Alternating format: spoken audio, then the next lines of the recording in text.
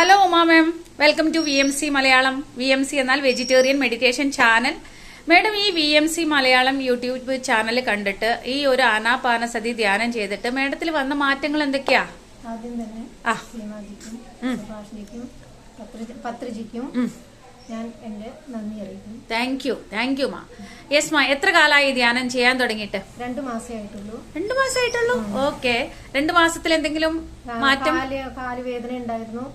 അത് വേദന വളരെ കുറഞ്ഞിട്ടുണ്ട്. എത്ര കാലമായിട്ടുള്ള കാലുവേദന? ഒരു 6 വർഷമായിട്ടുണ്ടാവും. അതിപ്പോ ഈ 2 മാസത്തിലെ ധ്യാനം കൊണ്ട് കുറഞ്ഞു എന്നുള്ളത് പരിപൂർണമായിട്ട് വിശ്വസിച്ചോ? അതെയാ, ധ്യാനം സർവ്വരോഗ നിവാരണിയാണ് എന്നുള്ളത് വിശ്വാസത്തിൽ വന്നോ? അപ്പൊ ഇനി അത് വരില്ല എന്നുള്ളത് എന്താ ഉറപ്പ്? എനിക്ക് തോന്നുന്നുണ്ട് അല്ലേ? Okay, yes. പിന്നെ എന്തൊക്കെ മാറ്റാ വന്നേ? എന്റെ ദേഷ്യത്തിന് മാറ്റം വന്നിട്ടുണ്ട്. ദേഷ്യം സങ്കടം എല്ലാം എനിക്ക് ഉണ്ടാവാറുണ്ട്. അതെല്ലാം എനിക്ക് വളരെ മാറ്റം എനിക്ക് ഇന്നെ തോന്നിയിട്ടുണ്ട്. അതിന് ഉദാഹരണം എന്തെങ്കിലും പറയാൻ പറ്റുമോ? അതായത് എനിക്ക് മനസ്സിനെ നിയന്ത്രിക്കാൻ പറ്റുന്നുണ്ട്. ആരെന്ത് പറഞ്ഞാലും അത് സാരില്ല, അത് അങ്ങനെ കുഴപ്പമില്ല. എനിക്ക് വഹിക്കുന്നുണ്ടെങ്കിൽ ഞാൻ നിയന്ത്രിക്കാം, അവർക്ക് പറ്റില്ലെങ്കിൽ വേണ്ട, ഞാൻ നിയന്ത്രിക്കാലോ.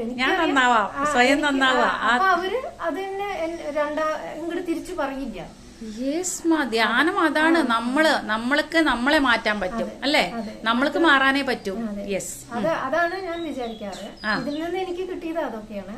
സീമാജിയുടെ കുറെ വീഡിയോസ് കണ്ടിട്ട് എനിക്ക് മനസ്സിലാക്കി. അത് ധ്യാനത്തിന് വരുന്നതിന് മുമ്പേ എനിക്ക് ഈ ഒരു തിരിച്ചറിവ് വരാൻ തുടങ്ങി. അതെ, വീഡിയോസ് കേൾക്കുന്നതിലൂടെ. അതിനുശേഷമാണ് ഞാൻ ധ്യാനത്തിന്, എനിക്ക് ചുറ്റുപാടുകൾ ശരിയല്ലായിരുന്നു, ധ്യാനത്തിന് ഇരിക്കാൻ പറ്റിയ ചുറ്റുപാട് അല്ല.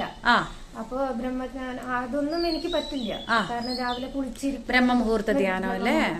അത് രാവിലെ കുളിക്കുക. അപ്പൊ മറ്റുള്ളവരെ കഷ്ടപ്പെടുത്തലാവും.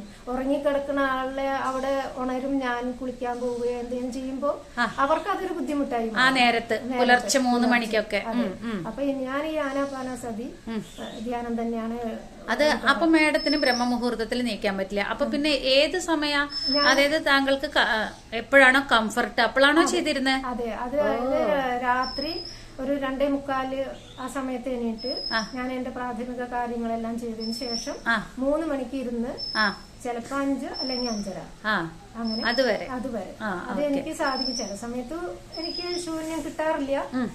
ചിലപ്പോ ഞാൻ കരുതാറുണ്ട്, ഇത് എന്തിനാ ഞാൻ ഇവിടെ ഇരുന്നത്, എന്നിട്ട് കുറച്ചു നേരം കിടന്നാ മതിയായിരുന്നു, ഒന്നും കാര്യം ഉണ്ടായില്ല. അങ്ങനെ വരെ എനിക്ക് തോന്നിയിട്ടുണ്ട് തുടക്കത്തില്. ഇപ്പൊ എനിക്ക് അതൊന്നുമില്ല. അത് അങ്ങനെ നടന്നാ അങ്ങനെ നടക്കട്ടെ. അതായത് ശൂന്യം വന്നാലും ഇല്ലെങ്കിലും എനിക്ക് ധ്യാനത്തിൽ ഇരിക്കാൻ സാധിച്ചോ ഇല്ലയോ, അത് ആ സമയത്ത് ഞാൻ തന്നെ എണീക്കും. അതങ്ങനെ എനിക്ക് ചലാറ വെച്ച് ഇത് വെച്ചിട്ട് തന്നെയാണ്. അത് എനിക്ക് കിടക്കാൻ പിന്നെ പറ്റില്ല. ഞാനാണ് ഇരിക്കും, വെറുതെ ഇരുന്നാലും വേണ്ടില്ല, ഞാൻ ഇരിക്കും, പ്രയത്നിക്കും. ശൂന്യം കിട്ടാൻ വേണ്ടി ഞാൻ ശ്രമിക്കാറുണ്ട്. ചിലപ്പോ കിട്ടും, ചിലപ്പോ കിട്ടാം. എന്നാലും രണ്ടും ഓക്കെ. ശൂന്യം കിട്ടിയാലും ഓക്കെ, ഇല്ലെങ്കിലും ഓക്കെ. എന്നാലും എനിക്ക് കൂടി പറ്റണുണ്ട്, കൂടെ പറ്റണുണ്ട്. ഇനിയും ഞാനത് എനിക്ക് എങ്ങനെ പറ്റുമോ അങ്ങനെ തന്നെ. പിന്നെ എന്തൊക്കെ തിരിച്ചറിവുകളാ ഉണ്ടായേ? പിന്നെന്താ, വീഡിയോസ് കേൾക്കുന്നതിലൂടെ, ധ്യാനം ചെയ്യുന്നതിലൂടെ ഇനി എന്തൊക്കെ അന്തരംഗത്തിലെ മാറ്റങ്ങളെ അബ്സർവ് ചെയ്യാൻ കഴിഞ്ഞു മേഡത്തിന്? എല്ലാം കുറെ കാര്യങ്ങൾ എനിക്ക് വ്യക്തത കിട്ടിയോ? അതെ, വ്യക്തത കിട്ടിയിട്ടുണ്ട്. മറ്റുള്ളവരുടെ സ്വഭാവം കാണുമ്പോ എനിക്ക് അതിനെ അത് സാറില്ല, അത് അവിടുന്ന് സീമാജിയുടെ വീഡിയോസ് തന്നെ അവിടുന്ന് എനിക്ക് ഇത് അനുഭവിക്കാനുള്ള ഇത് എനിക്ക് കിട്ടിയിട്ടുണ്ട്. അതുകൊണ്ട് നമ്മൾ കൊടുത്തതാണ്, ഞാനത് അനുഭവിച്ചത്. നമ്മൾ കൊണ്ടുവന്ന് അനുഭവിക്കണമെന്ന് മനസ്സിലായോ? കർമ്മസിദ്ധാന്തം അതെനിക്ക് മനസ്സിലായി. ആദ്യമൊക്കെ കേൾക്കുമ്പോ വിഷമം തോന്നിയോ? വിഷമം തോന്നണില്ല. കാരണം എനിക്ക് ആധ്യാത്മികമായിട്ട് എനിക്ക് ഇത്തിരി ഇഷ്ടമുള്ള ആളാണ്. ഭഗവത്ഗീത, ഭാഗവതം, അതിലും ഏകദേശം ഇങ്ങനെയൊക്കെ തന്നെയാണല്ലോ പറയണത് കുറെ. എന്നാലും എനിക്ക് സീമാജി പറഞ്ഞപ്പോ ഒന്നുകൂടി മനസ്സിലാക്കാൻ എനിക്ക് സാധിച്ചു. ഈസി ആയിട്ട് മനസ്സിലാക്കുന്നുണ്ട്, സാധിച്ചു. അതാണ് എനിക്ക്. ഇനിയും എനിക്ക് ഇങ്ങനെ കൂടി വരണം. എത്ര ജന്മങ്ങൾ ഉണ്ടെങ്കിലും ഈ ഒരു തിരിച്ചറിവ് എന്റെ കൂടെ ഉണ്ടാവണം. തിരിച്ചറിവോടുകൂടി ജീവിക്കാൻ സാധിക്കണം. എത്ര ജന്മം ഉണ്ടായാലും എന്ത് വേണമെങ്കിലും, എന്ത് ജന്മം വേണമെങ്കിലും, എന്താ ഇഷ്ടം എന്ന് വെച്ചാൽ എനിക്ക് അനുഭവിക്കാനുള്ളത് എന്താ ഇഷ്ടം അവിടുന്ന് തന്നോട്ടെ. എന്ത് വന്നാലും എനിക്ക് ആ പരബ്രഹ്മത്തിനെ തന്നെ ചിന്തിക്കാനുള്ള ഒരു അതായത് മായയിൽ പെട്ടിട്ട് ഏത് ജന്മം, എത്ര ജന്മം വേണമെങ്കിൽ എടുത്തോട്ടെ, എന്ത് വേണമെങ്കിൽ ഞാൻ അനുഭവിക്കാൻ കൊടുന്നോട്ടെ, പക്ഷെ പവിത്രമായ തിരിച്ചറിവുകളോട് കൂടിയിട്ട് ജീവിക്കാൻ സാധിക്കണം. മായയിൽ പെട്ടെല്ലാം മറന്ന് സങ്കടത്തിൽ കരഞ്ഞു വിളിച്ച് തെറ്റുകുറ്റങ്ങൾ ചെയ്യാനുള്ള ഇട വരരുത് എന്നുള്ള ഒരു പ്രാർത്ഥന എനിക്ക്. അതായത് മേഡം ഉദ്ദേശിച്ചത് നമ്മൾ ചെയ്താൽ നമുക്ക് തിരിച്ചു കിട്ടും. കർമ്മസിദ്ധാന്തത്തെ കുറിച്ച് അറിയാത്തവരാണ് വീണ്ടും വീണ്ടും തെറ്റുകൾ ചെയ്യുന്നത്, അല്ലെ? തെറ്റുകൾ ചെയ്തിട്ട് ചിരിച്ചുകൊണ്ട് തെറ്റുകൾ ചെയ്യുകയും കരഞ്ഞുകൊണ്ട് അനുഭവിക്കുകയും ചെയ്യും. കരഞ്ഞുകൊണ്ട് അയ്യോ ഞാനിത് ഒന്നും ചെയ്തിട്ടില്ലേ, എനിക്കിത് ആര് തന്നു, ദൈവം തന്നു എന്ന് പറയും. പക്ഷെ അങ്ങനെയൊന്നും ഇല്ലാതെ പവിത്രമായ തിരിച്ചറിവോടുകൂടി ഓരോ ജന്മം ജീവിക്കാൻ സാധിക്കട്ടെ എന്നുള്ളതാണ് മേഡത്തിന്റെ പ്രാർത്ഥന, അല്ലെ? ഞാന് പ്രാർത്ഥിക്കുന്ന ഒരു അമ്മയോട് പറയണ പോലെ, അമ്മയാണ് എനിക്ക് അമ്മയുടെ വാത്സല്യം ഒരു തരത്തിലും കിട്ടില്ല. ആ അമ്മ അതെനിക്ക് തിരിച്ചു തരണം. അമ്മ എന്തായാലും ആ സമസ്ത ചൈതന്യത്തെയാണ് അമ്മയായി കരുതുന്നത്. ഓക്കെ, അത് തന്നെയാണ് മേഡത്തിന്റെ ഉള്ളിലുള്ളതും. രൂപം നാമ ഗുണങ്ങളൊന്നും ഞാൻ അതിൽ കാണാറില്ല.